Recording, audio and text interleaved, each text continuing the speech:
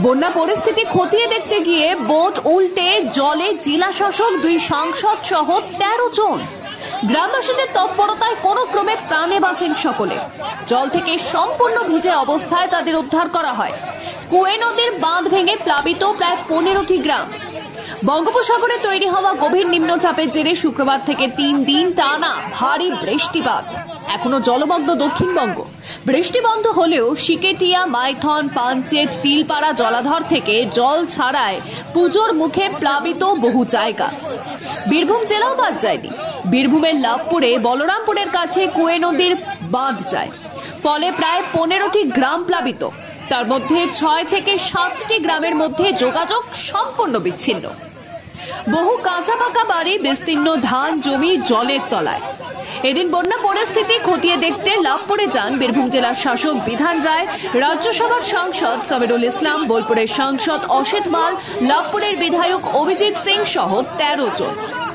একটি বোটে চড়ে জলমগ্ন এলাকাগুলি পরিদর্শনে যান তারা। কিছুটা যেতেই জলের তলায় থাকা গাছে ডালের আঘাতে বোট বন্ধ হয়ে যায় মাঝ জলে, এবং তারপরে উল্টে যায় বোটটি। জলে পড়ে যান সকলে। দূর থেকে দেখতে পেয়ে জলে ঝাঁপিয়ে পড়েন গ্রামবাসীরা।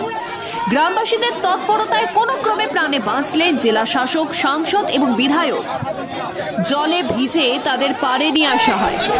লাভপুরের বিধায়ক অভিজিৎ সিং তিনি বলেন, মাঝ জলে গাছের ডাল লেগে যায়, সেখানে জলটা পাক ছিল, আর সেই পাকে পড়ে বোটটা উল্টে যায়। সবাই জলে পড়ে যাই আমরা। গ্রামবাসীরা ছুটে এসে বাঁচান। প্রাণে বেঁচে গিয়েছে, তবে সবাই সুস্থ আছে, ভালো আছে।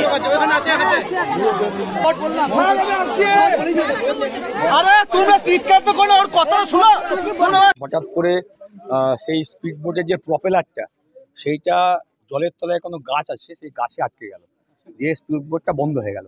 বন্ধ হয়ে যাওয়া তো একটা ঘূর্ণি ছিল, আমরা যে নদীর ওপরে যে ঘূর্ণি বলি, সেই ঘূর্ণি ছিল, সেই ঘূর্ণিতে স্পিড বোটটা পরে ঘুরতে লাগলো, ঘুরতে ঘুরতে উল্টে গেল। তারপর আমরা কোনো রকম একটা গাছের ডাল ধরলাম। ধরার পরে অনেকটা করেই নদীর জল খেয়ে ফেলেছি, এবং তারপরে আস্তে আস্তে সবারই সঙ্গে হাতে হাতে যোগাযোগ করলাম, এবং তারপরে গ্রামের লোকরা ছুটে গেল, তারা তাড়াতাড়ি জলে নামলো এবং দড়ি দিল, আমরা সেই দড়ি ধরে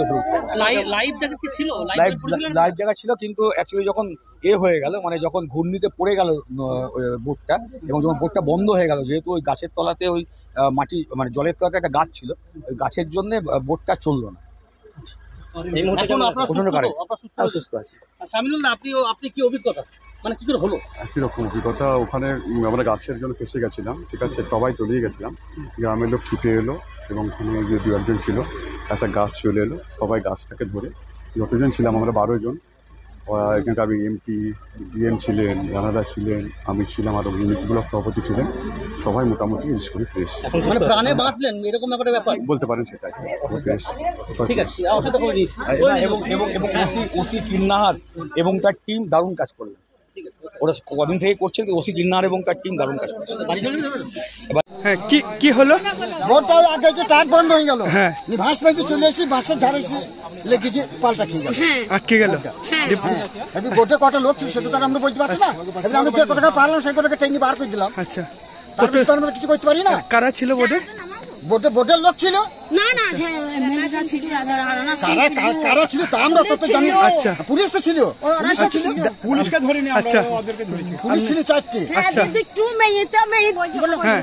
দিয়ে ওখানে পাল্টা খেয়ে গেল, আর ওরা বাসের ঝাড় কেউ ধরেছে, আর কেউ তলাতে পড়ে গেছি। এবার আমরা যে কটাকা পারলাম সেই কটাকা টেঙ্গি বার করলাম। যদি কটা লোক ছিল সেটা তো আমরা গুনিয়ে দেখিনি। আমি যে কটা সামনে যাকে পিছিয়ে তাকে টেঙ্গি বার করেছি। আচ্ছা, আর একজন আটকে আছে শোনা যাচ্ছে। হ্যাঁ, ওই গাছে আটকে আছে। 12 জনকে পেয়েছে, আর একজন আটকে আছে ওখানে। আপনার নাম? আমার নাম আশাইছে। আমরা ওখানে বাঁধ দেখতে এসেছিলাম, আমার বাড়ি কিন্নাহার বাজারে।